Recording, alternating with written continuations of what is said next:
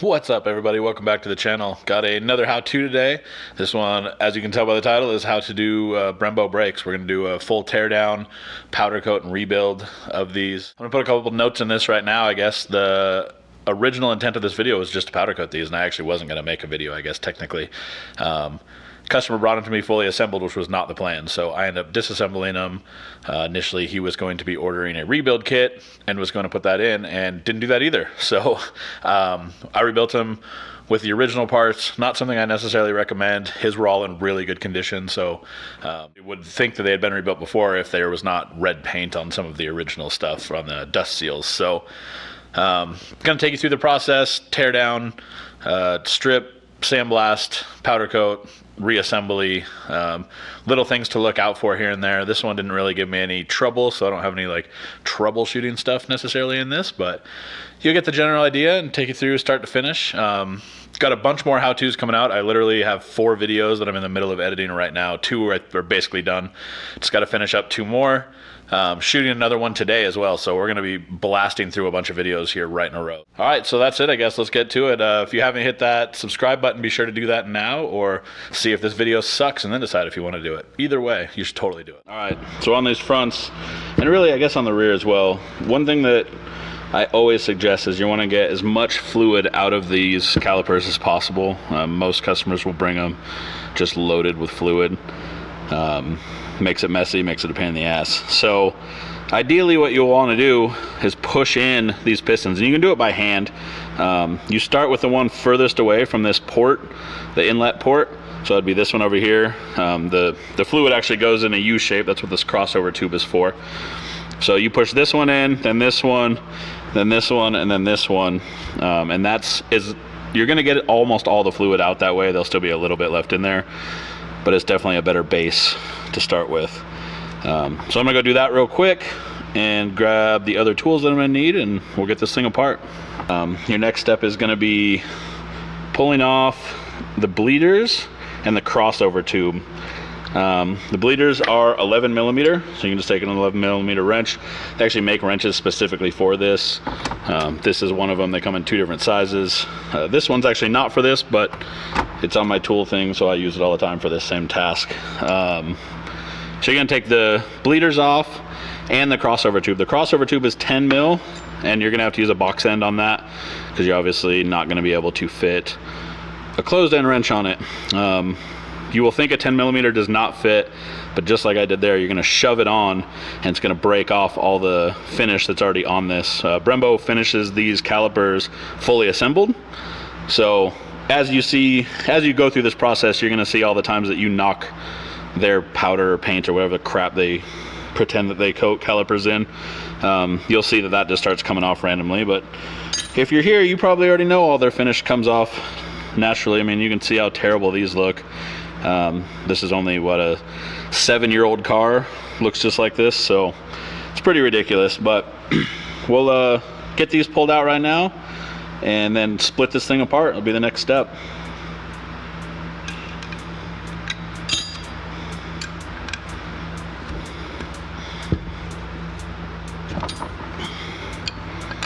And these are going to take a little bit of strength. I mean, I'm not super strong by any stretch, but they are kind of a pain in the ass to pull off sometimes.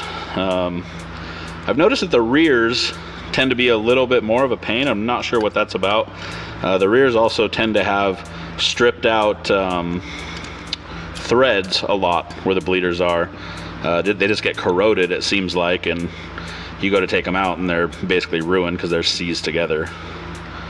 They make tap kits, they make thread repair kits for stuff exactly like this in this exact same size, so it's not that big of a deal, but obviously the less amount of work, the better.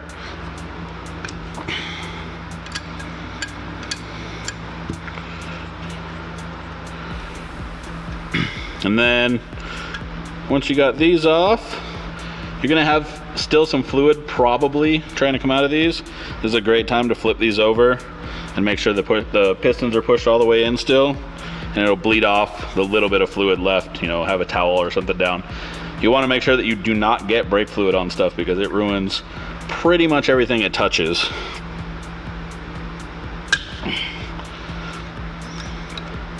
all the finish breaking off as that breaks loose.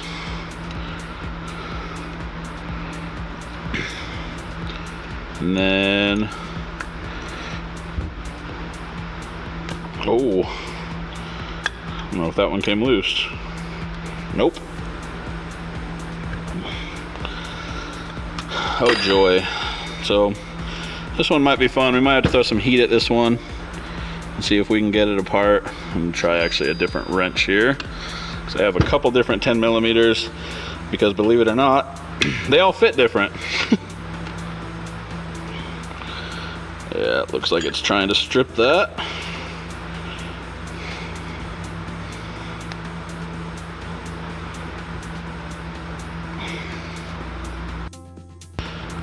Okay, so something I just did off camera, I didn't want to move the camera to try to show this. One good way of doing this, I mean, you can throw some PB at it, you can hit it with a little bit of heat, try to expand this metal that's around this. Another trick, get a wrench that fits really tight on it. Like I said, I have 3 10 millimeter wrenches here, they all fit slightly different on this. So take this and you can hit it on the ground or a hard surface. You just hit it like this, you obviously are going lefty loosey, but it's like that little bit of impact actually makes a huge difference as far as breaking it loose. Because I tapped it a couple times, not even hard, and it came right out, and it was being a pain in the ass to the point that it looked like it was going to start stripping. So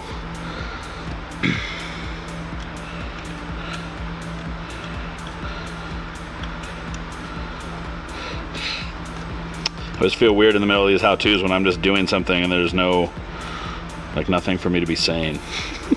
I don't know what to do with my mouth. So got these apart. Now we're gonna get 10 millimeter Allen head and take these off.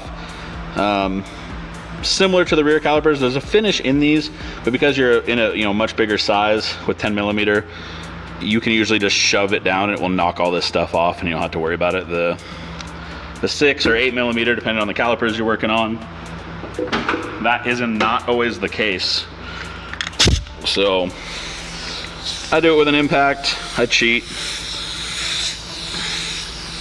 And of course, the first time I say that, it won't go right in.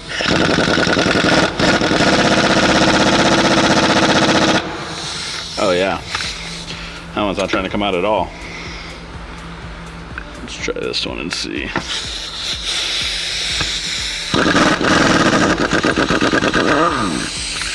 This one came right out.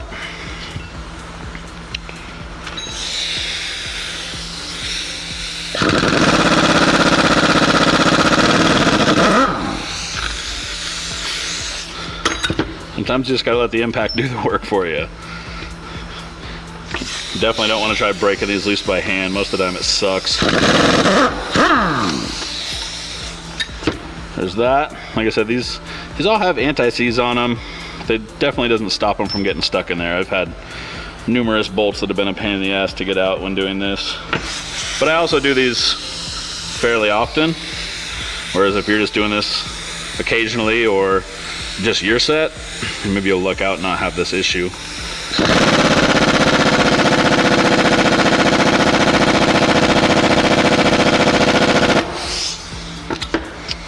Well, that one's not coming off at all. So I'm gonna throw some PB in it and then go back to doing a rear one. Let that one sit for a little bit.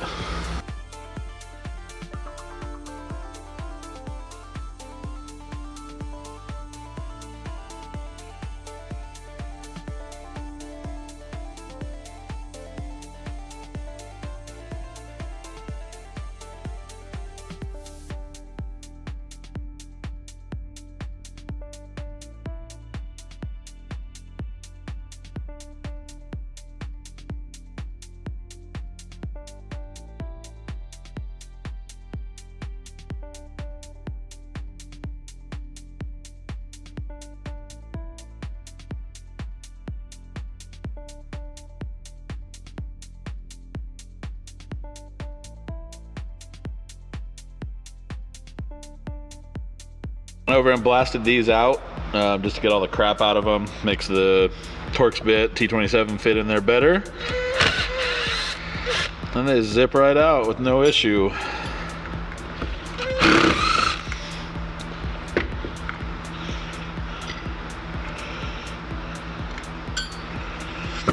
Throw some bolts in this thing, just like before. And then compressed air. These 3/8 by 24 bolts are the best thing ever. I use them for masking these threads, during blasting, coating, all that stuff. So they work like an absolute champ. I actually will typically take a piece of paper towel and shove in the holes just downward to where the seat is. There's a seat that these things end up going against, the bleeders. So the paper towel can't go anywhere. You shove them in there, tighten these bolts down. It'll pick up any leftover fluid that you might still have that your brake cleaner didn't get rid of. And then throw some air into these things.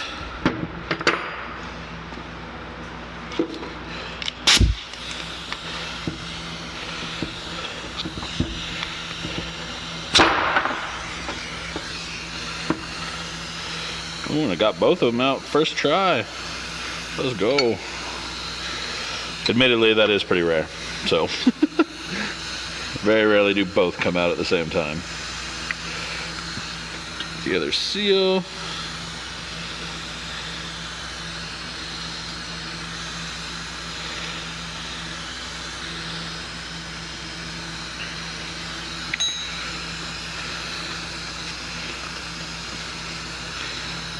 Clean this last little bit of fluid out of here. Get my bolts back out. Switch over to the other piece.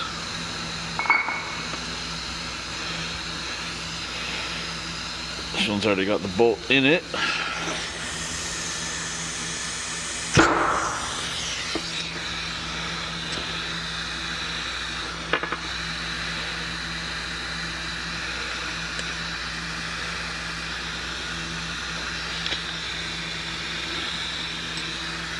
Okay, and then on this one, if you don't get them both to pop out, which like I said is pretty, it's rare if they do both come out at the same time. Now you have a hole right here that fluid would normally go through. In this case, air is going to be trying to push through it. And there's not a good way of blocking that off. I've seen guys actually stick an air gun down in here to shoot this out, but then of course it's shooting at your face, which seems mostly like a bad idea. So what you can do is try to pop this out. I'm going to switch this to this other side. This doesn't matter at all putting this one in. It's not doing us any good right now. But what I'm going to do is try to put air in this side and hope that this little hole blocks off enough of the airflow to create pressure behind this piston. Just like that. With the dust seal and everything. Get in here. Get our other seal out. Clean this little bit of fluid and we'll go throw these things in the stripper as a whole. Be done with it. On to the next.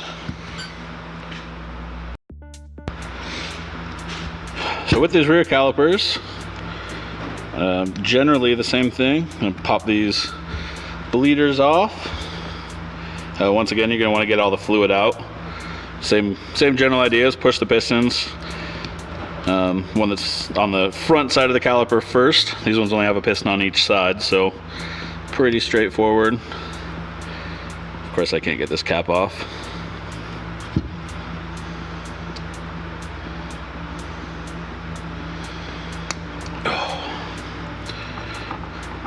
And I typically will pull this little dust boot off before I try to get the bleeders off. It makes your life a little bit easier. I've seen them hang up in here and get all twisted and tear the boot. If you're going to be replacing them, obviously that wouldn't matter, but not everybody replaces them.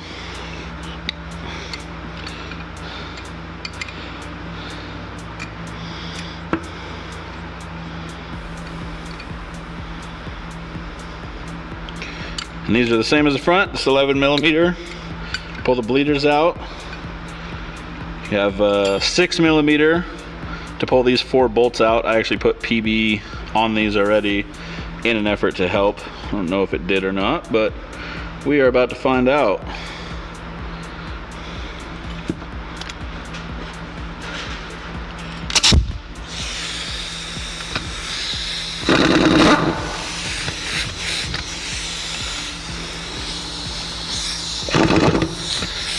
So that one's gonna be a pain.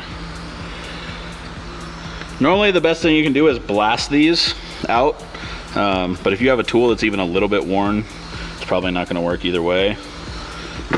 You blast all the finish out of them, and then you don't have to worry too much about your tool hanging up in there. That definitely is a thing that happens.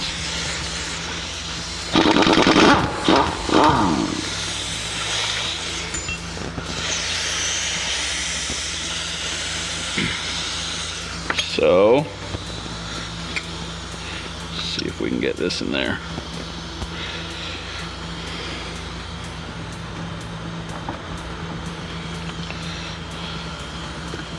It's my dedicated hammer. If we can't get that thing in there pretty tight, oh, might have to go put that in the vise. Spin this one out here.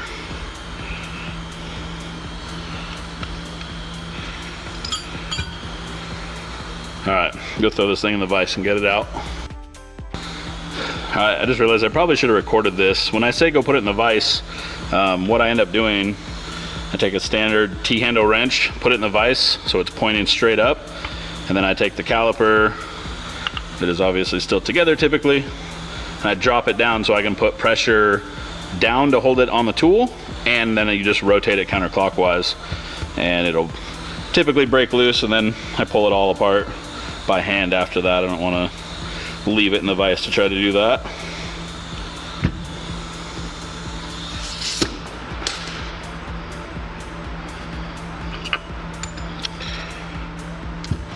Okay, and then on these, gonna want to get the crap out of this Torx head bolt here.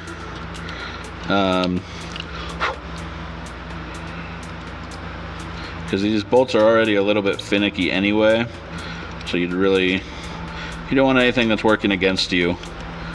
And even though this is just old brake dust built up into here and dirt and whatever else has been stuck in here, you definitely don't want it to be a pain.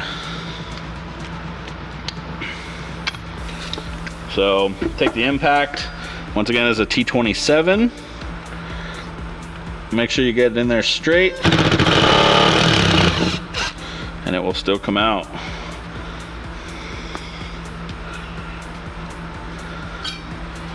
And you're not going to want to, make sure you keep these. Some rebuild kits come with them, some don't. I usually just clean them up and give them back to the customer if I'm not doing the rebuild. That gives them the opportunity to do whatever they want to do with them. They don't really wear out, so the only reason you would have to replace them is if they were ugly and you can't see them. They're just the guides for the brake caliper or the brake pads. So I'll throw a bolt in our hole here. Grab our trusty block of wood. Towel down on that.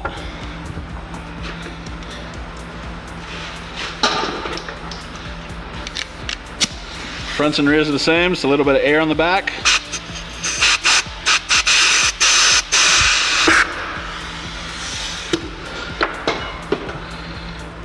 Dust seal came out with it.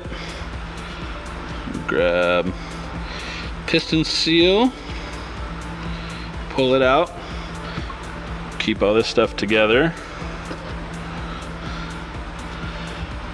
And this caliper is ready to get stripped, or this piece of this caliper is ready to get stripped. We'll go undo the front.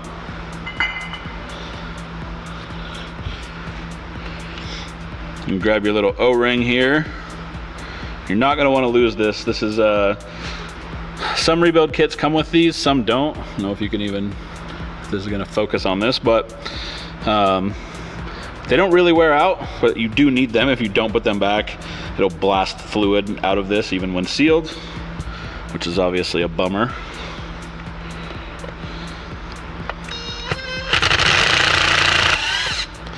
And I'll put a whole list of the tools needed to do this like the various sizes of things. I'll put a whole list down in the description of this video. You'll probably see, you'll probably see the sizes popping up on the screen as I mention them. So you can take note of it, do it that way, or just go down to the description and I'll probably have it listed there.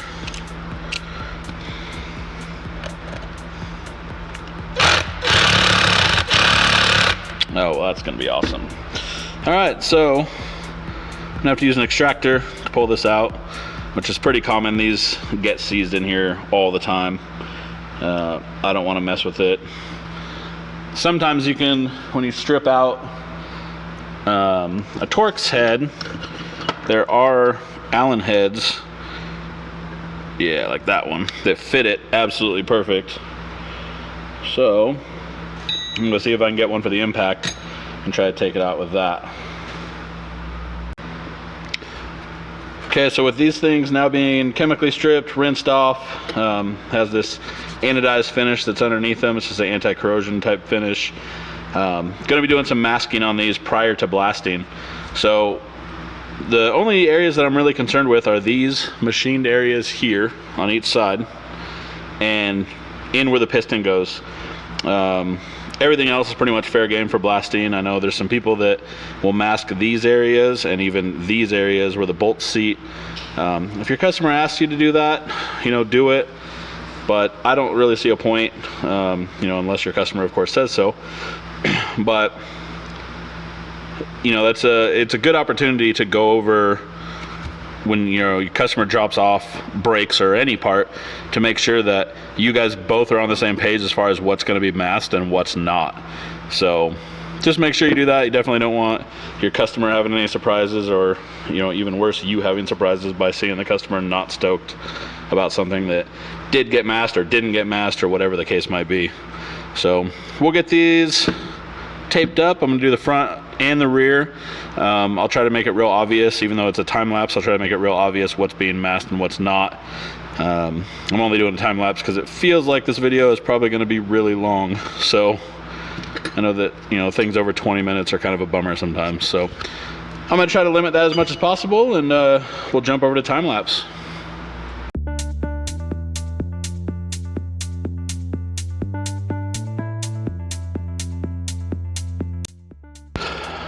All right, I lied. I'm not gonna tape these off. I actually typically don't tape them off. I put plugs in on this side, and then I just don't blast this surface. I blast everything at an angle that makes it so I can't hit this surface. But I'm on a bit of a timeline with these. So honestly, I think you guys, if you're not super confident in your blasting, as far as where you're going to be blasting, make sure you tape these off, because the last thing you want to do is be blasting these. Any real machine surface that mates to another machine surface, ideally you don't want to blast. So this is what I suggest doing, and then just a plug in the center. I'm not going to do that on this one or the other ones. I'll probably do a front. Actually, I'll do a front right now so you can see exactly how this is taped up, or how it's taped up before blasting. But once again, if you're moderately accurate with your blasting setup, you can get away with not doing it at all. Do exactly what I do before blasting, because I don't know how well you'll be able to see it in the cabinet. Once again, I suggest that you always tape these off. You'll see that I don't do that always, but I also can control the blasting and know that I'm not going to be destroying anything in the process. Some generic silicone plugs here, which are still really wet from coming out of the rinse.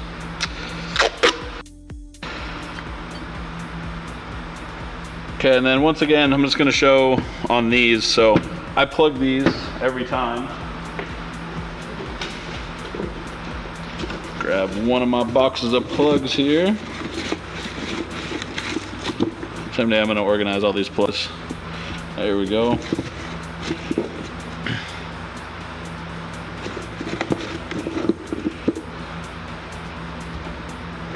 So Just shove that one down too far, ironically.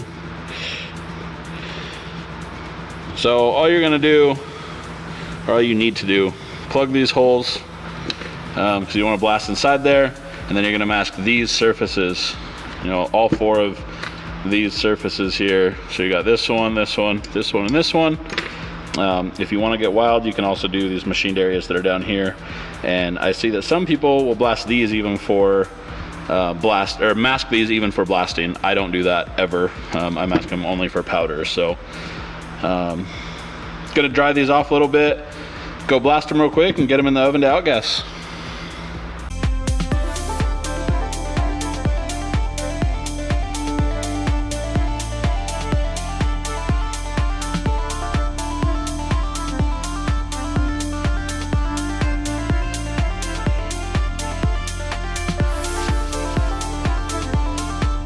Got these things all blasted, outgas, blasted them again.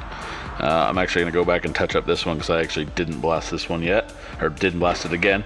But I'm gonna show the masking process for these. I'm just gonna show on one set of fronts and one set of rears, just to give you an idea. Everything's gonna end up being time-lapsed, but I'm gonna go over right now and show everything that's gonna end up getting masked. So on these, we're gonna be doing this piece here, this piece here. I'm actually gonna mask this entire raised area on these, and then the machined areas on here, there's 3 on each side. This is where the bracket goes to be holding the caliper in, or to hold the pads in rather. And then obviously we're gonna be plugging all the threads. So on this side, it's the same thing. It's literally just a mirrored image for the most part. These same 3 surfaces, these 2, and then these 2 raised surfaces. This doesn't have threads on this side other than the threads for the bleeders and crossover and inlet, and then the mounting bracket as well. So one of the things that sucks is plugging these threads, because I never want anything that sticks out too far. Just because the bolts only go to the very, very edge of this. So I might end up using the actual bolts just so I can coat the heads. I'll tape those all off so I can coat the heads and everything. Makes life a little bit easier as well. On the rears, we have the, same thing. Gonna do these 2 pieces, the 3 on each side, and then the center area for the piston. Threads on this one too. Once again, same thing. Probably put the bolts in so it coats the ends and the heads of the bolts the same color as the calipers. Same on this side. 3 machined areas, these 2, this, and then you're gonna have to block off the mounting brackets, and then the inlet, outlet, all that. And you can see on this, I'm sure that the camera will pick this up. Let me see if I can get it to focus. There's a lot of corrosion around this. That usually happens around right here as well for some reason. There's not too much you can do about this. If you wanted to get real wild, you could go through and file all this and make it all pretty, but it's on the back of the caliper. It usually happens on the back of the caliper, so there's no real point in worrying too much about it. There's also gonna be corrosion in here typically, so just a heads up, it's nothing to worry about. It's very, very common on these. So we're gonna switch over to time lapse and we go through the masking process on all these, and we'll see you on the other side when we're going to spray these white.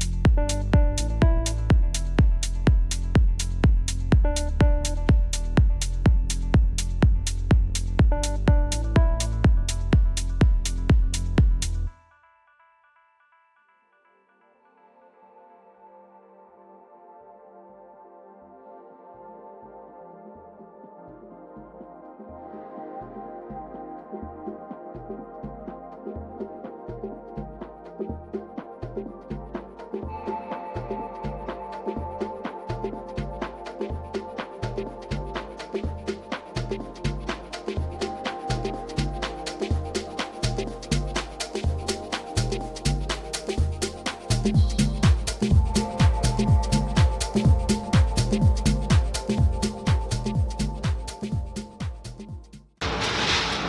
got these things all ready to spray.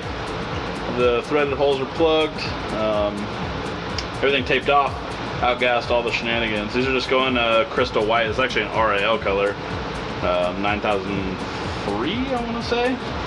I don't know, I'll put it in the video here somewhere because I honestly don't remember. But start throwing powder at this. I'm going to pull these bolts out, all the threaded bolts, before it goes in for curing, and also this plug that's right here. One thing I want to make sure to tell people is make sure if you're going to use bolts like I use, the 3/8 24 ones I suggested, make sure powder goes behind these. I don't know if it's just the design or like the shape of the bolt, but I know that I have a huge pain in the ass sometimes getting powder to go behind those.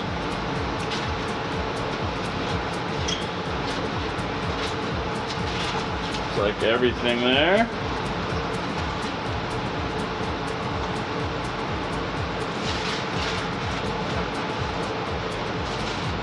And I'm just gonna run through each of these for right now.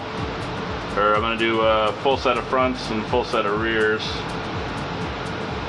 Or I'm gonna do one front and one rear caliper. Probably not even gonna time lapse the rest, honestly, just because there's not really any point. And I try to keep the music and stuff to a minimum in most of the how-to videos, just because if there's music playing, it means that I'm not teaching you how to do something in that time. So get all these threaded pieces out.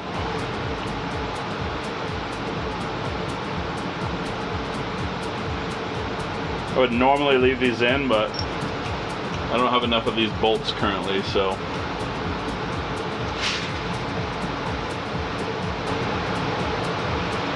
Alright, do the front of the front caliper now. And besides the areas behind those bolts, there's not any like, or what I would consider like tougher areas, hard areas.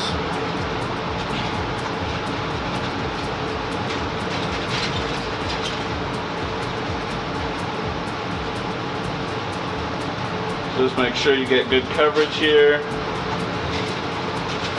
Got everything cascading. So I ended up using these bolts. These are the original bolts.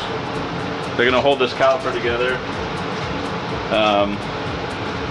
Used them to plug the holes, and now that also allows me to coat the heads, which needs to happen as well. So it works out perfect. I've definitely been experimenting with longer versions. Oh, I just touched that, knowing full well that I couldn't touch it. I've been looking at longer versions of these 3/8 24 bolts. They are a little bit of a pain in the ass to take out, being so close.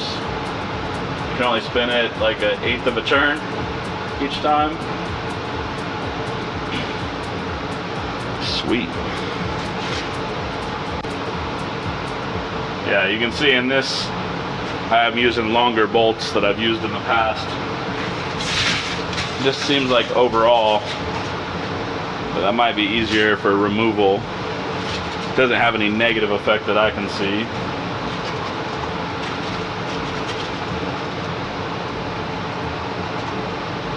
And then with this process, this guy's only wanting the stickers done in, or the logos rather, done in stickers.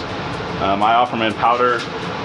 I have a video coming up that's going to show you how to do the logos in powder, as well as other things where you're going to have two-tone powder. But this will show, I'll go through and show the process and plotter and stuff that I use.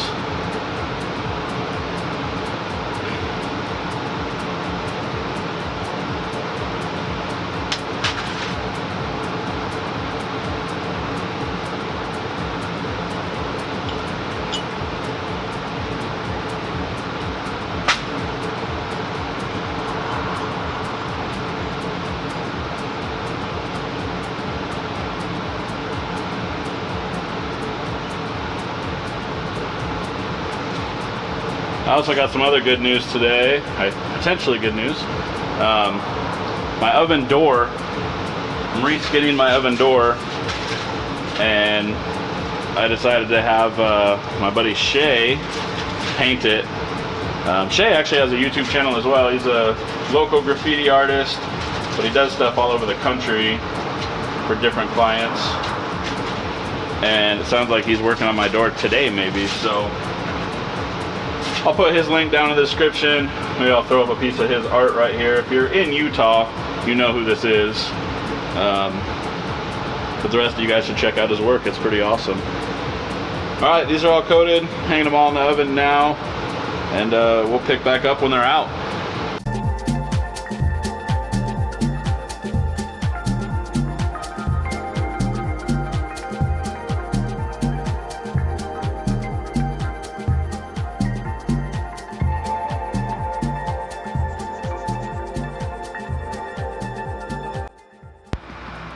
So at the beginning of this video, I said that we were not going to be rebuilding these. The customer was going to be doing that. But as I probably mentioned in some text somewhere around when I said that, we actually are going to end up rebuilding these now. So customer is going to have me slap these back together for him. So I figured it'd be a good opportunity to show you guys how to deal with this. Going to go through, clean up all the stuff that we're putting back, including the pistons. Make sure those are all pretty. You can just use brake clean to clean all these off. I use a little metal tray like this. I actually buy these in like the baking section at like a Walmart. Great for hosing stuff down with brake cleaner. Allows it to puddle up too, so if you want to soak parts, you can go that route. So we're gonna get all these things cleaned up and start slapping them together. It's pretty straightforward. This is a pretty easy job. The pistons really only fit one way. I've never actually checked front to rear to see if they're the same size or a different size. So make sure that you at least keep everything separated, because it'd be ridiculous if you're trying to slap some stuff together front to rear and you didn't know what you were doing. A little trick that I use, you take a piece of cardboard, like a big flat piece of cardboard, and you can just set all your parts on it on like a workbench and just write what they are and for what caliper or whatever. I mean, you can do it with valve cover parts and stuff like that as well, intake manifold, bolts, all that type of stuff. So get all these things cleaned up with brake cleaner real quick, and we'll get into assembling these. All right, with everything cleaned up, first thing I want to mention is pretty much it's going to be tools. You're going to need the T27, put this back in, or these screws back in, a pick probably. It's going to help you get the seals down into here for the pistons, but honestly you can usually do those by hand. A pick just sometimes might help you. And then you're going to need a tiny bit of brake fluid. I pour brake fluid into a cap like this because that's what you're going to use to lube the pistons to get them past the piston seals on here. So first thing we're going to do, we're going to lube up the inside of this just a smidge. And once again, you're going to want to use brake fluid for this, not anything else. I saw a tutorial that somebody sent me and asked if it was a good idea. This guy was just using transmission fluid, which I can think of a bunch of reasons that that's not a good idea, but I don't know that it wouldn't work. It just seems like it shouldn't. And you should have brake fluid anyway, because you're about to have to put these brakes on and bleed them. So you just pop this seal in, it fits in a groove. They're sized basically perfectly, so shouldn't be an issue for you at all. And then you're going to want to lube up the piston. Only have to do the outside edge. And then I recommend putting the dust seals on now, because it will definitely help you. It'll be definitely better than trying to do it after you've seated this down in there. And they kind of snap into place so you know exactly where they're supposed to be. You get this in there straight, and then just slide it in. So, and it'll stop at the bottom. You can't push it in too far. And you can see this dust seal is seated how it's supposed to be. So we'll move across to the next one. And we're gonna do, I'm only gonna do one front caliper and one rear caliper. Obviously you just repeat it. It's the same on both sides. It's all the same parts. This in here.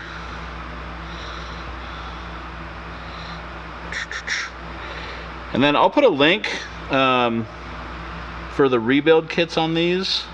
There's actually another powder coater on the East Coast who, I know he does a lot of these, and he actually started a second business selling the parts to do these rebuilds.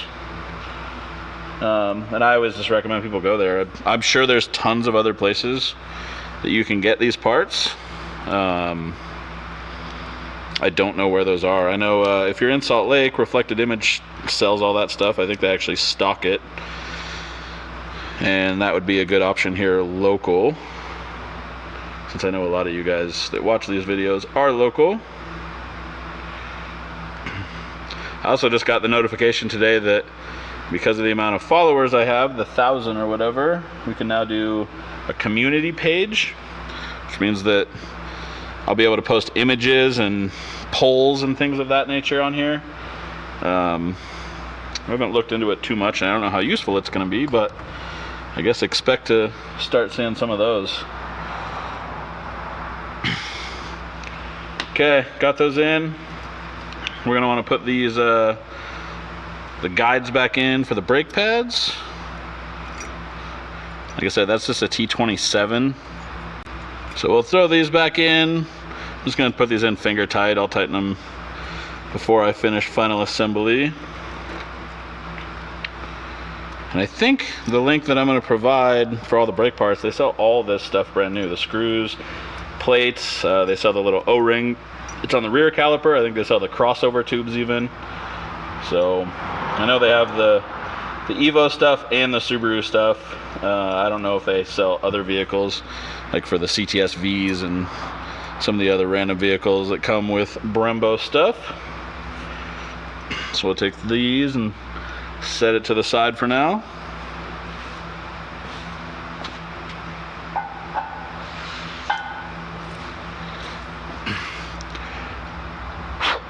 And then we're really just repeating the process on these.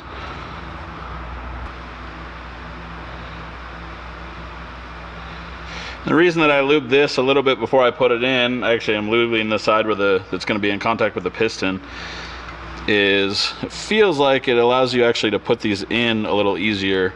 I've done it both ways, and I don't know if it's just a mental thing, but it feels like it allows you to line them up easier, or to guide them in easier.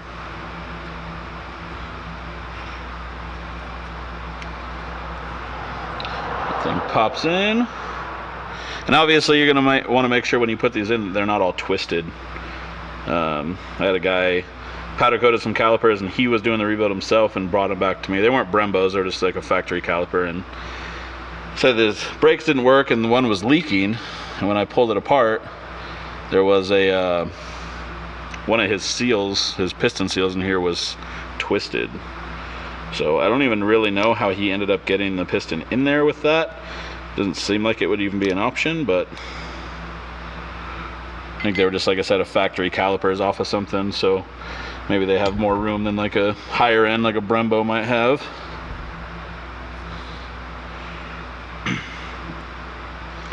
We're blazing through these here.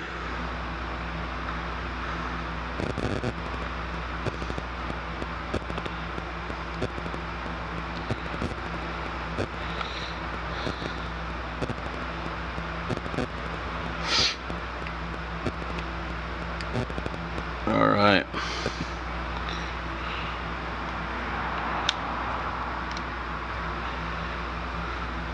Just like that.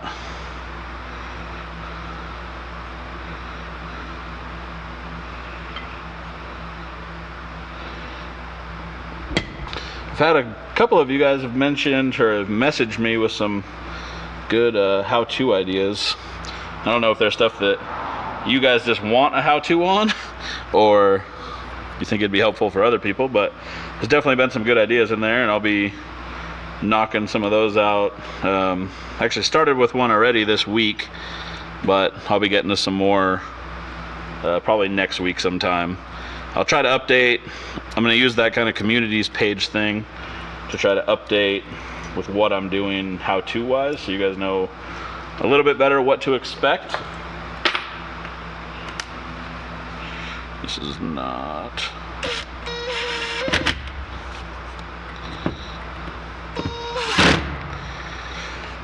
Because I've had a couple people who have asked about doing, mentioning a specific how-to, and then I realized that I'm already in the middle of making one of those, so at least you guys will be able to look and see what how-tos are coming up. So if you have a project similar and don't know how to do it or want some tips on doing it, you'll be able to go that route. All right.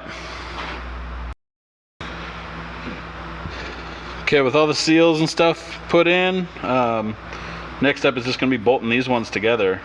So I like to put the front of, this is on the front calipers, I like to put the front of these face down, and then you literally are just dropping this over top and dropping your bolts in.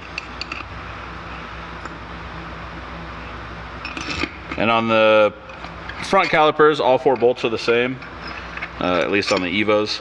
On the rear calipers, there's inside and outside ones, so you'll want to pay attention to that.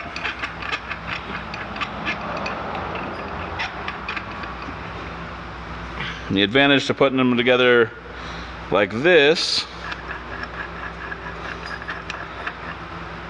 is that once you get one lined up, you can pivot this around and make sure all your other bolts line up just fine. I coated these bolts white. Like I said before, sometimes I've done ones where I powder coat them, a color to match the logo, which in this case is going to end up being red. But there's your completed caliper for the front. Alright, and these ones are exactly the same basically. 1 piston on each side. So it's a little bit easier. Well, it's less work, I guess. It's not any easier. It's just less work.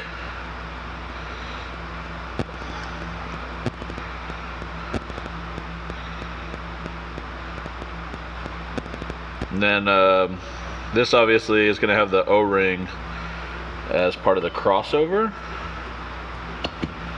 So that goes right here, and we cannot forget that, or you will have a very, very, very leaky caliper.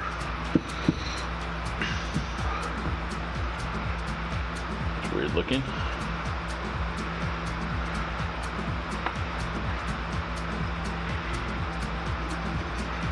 Huh. It actually looks like it has stuff on it, but I guess it's just like staining in the anodizing, maybe. Can't feel anything, and the razor blade doesn't scrape it off, so it must not actually be anything.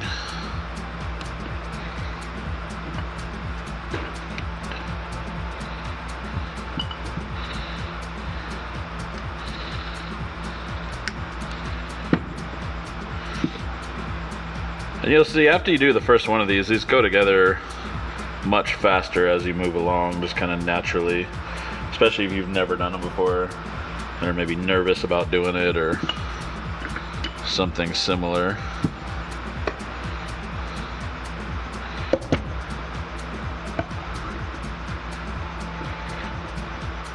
Alright, put that on, make sure.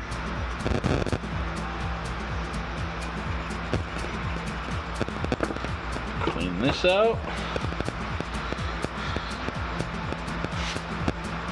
A little bit of brake fluid, a little bit of brake cleaner. You can wipe this out effectively. Seems like even if you mask it, it ends up with stuff in it every time.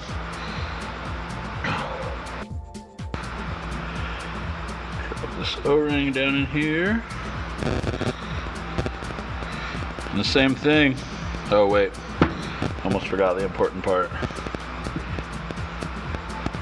Got to put the 2 little pad guides or holders, whatever they are, in place. I have these kind of like low-key soaking over here, just in an effort to make it so I can just wipe them off easily. I obviously suggest just replacing these, but that is not happening this time.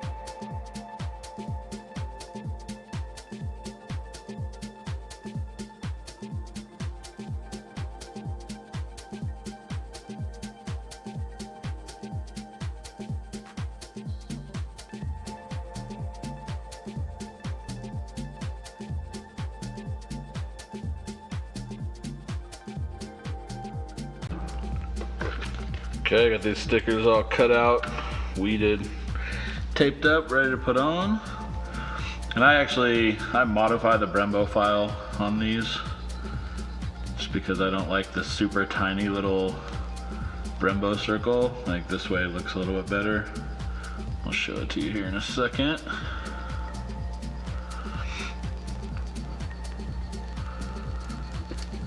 And if anybody needs this file, I know Brembo gets real mad when you use their logos on their parts. But if anybody needs this file, just let me know. So I end up doing it like that. Instead of having, normally this little circle is the same size as these letters and off to the left of Brembo. I just think this looks better overall. So we'll put, do a front. And I'll probably cut this video off.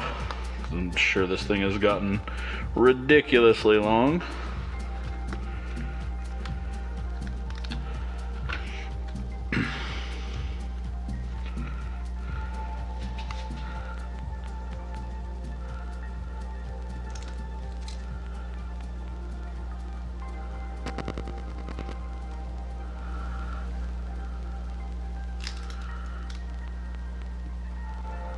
This is kind of a pain to get lined up, admittedly.